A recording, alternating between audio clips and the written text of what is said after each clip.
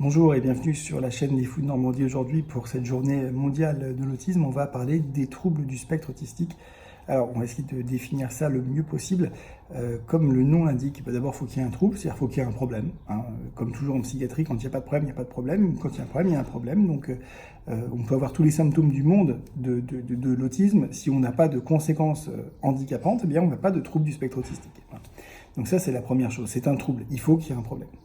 Deuxièmement, c'est un spectre, c'est-à-dire que ce n'est pas comme par exemple certaines pathologies plutôt très bien définies, un point précis vraiment, et les marges autour sont extrêmement réduites. Là, c'est un spectre, c'est-à-dire qu'il y a un cœur dans ce trouble, on va essayer de le définir, et ensuite il y a une périphérie qui est plus ou moins large.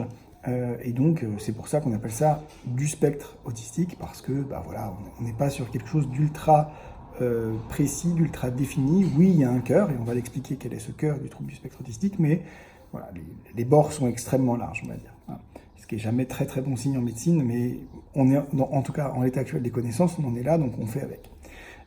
Donc autistique, TSA, trouble, on en a parlé, spectre, on en a parlé, autistique, c'est là, on va essayer de rentrer un petit peu, non pas dans les détails, parce qu'évidemment c'est pas l'objet de cette chaîne, ni de cette vidéo, mais d'essayer de tirer l'essentiel de ce que c'est l'autisme.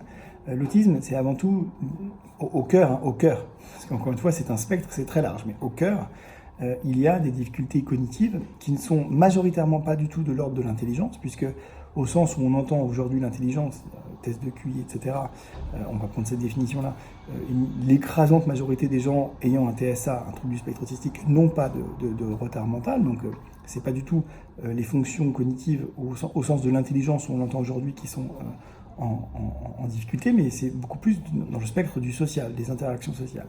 Notamment la théorie de l'esprit. Alors la théorie de l'esprit, qu'est-ce que c'est ? C'est ça qui est déficitaire dans le trouble du spectre autistique.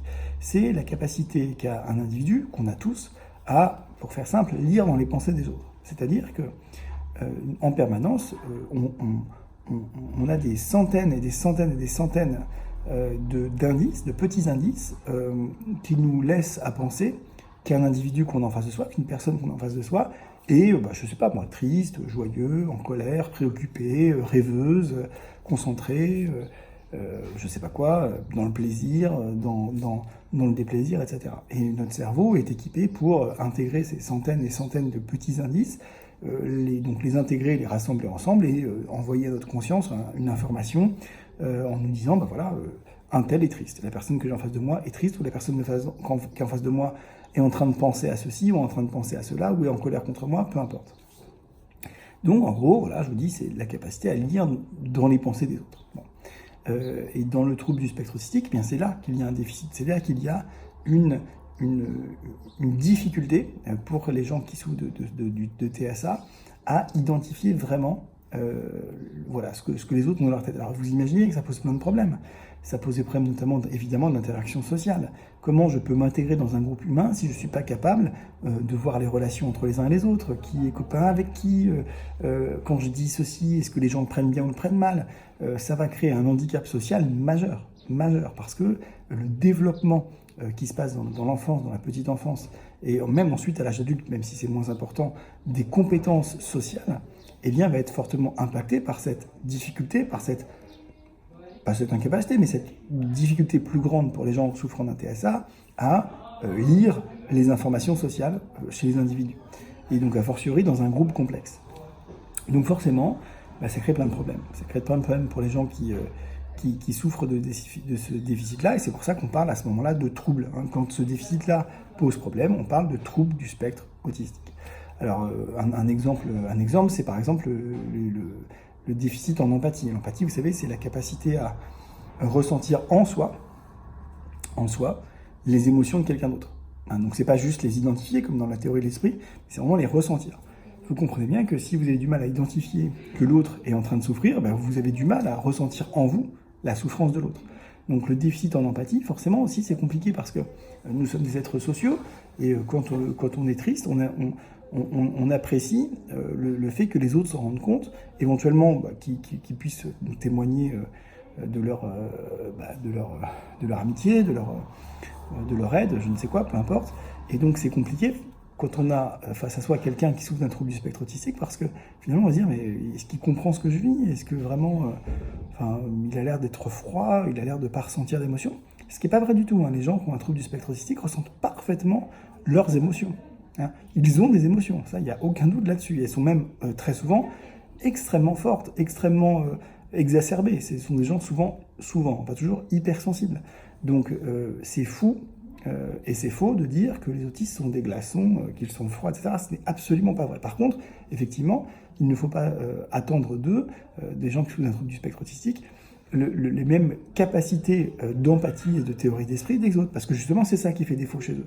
Donc il faut le savoir. Il faut évidemment pas leur en tenir rigueur, ce serait ridicule. Ce serait comme en vouloir à quelqu'un qui n'a pas de jambes de ne pas marcher. Non, écoute mon vieux, fais un effort, marche. Ben non, j'ai pas de jambes. Bon, vous trouverez ça ridicule, quelqu'un qui lui dirait ça. C'est la même chose.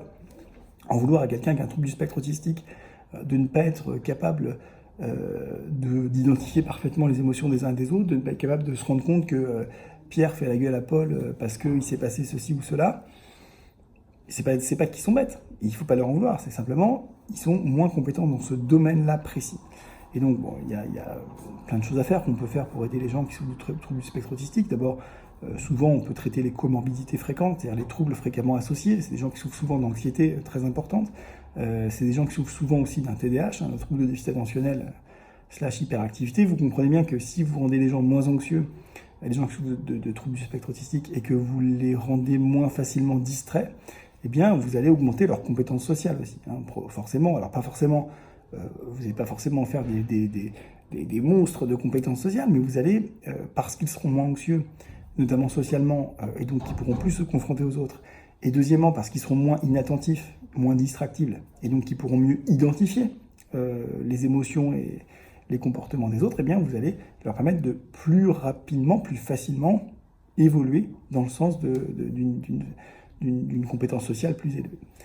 Voilà, j'espère que j'ai été clair. Il y a 1 milliard de choses à dire sur les gens qui souffrent de troubles du spectre autistique. Ne m'en voulez pas de ne pas avoir tout dit.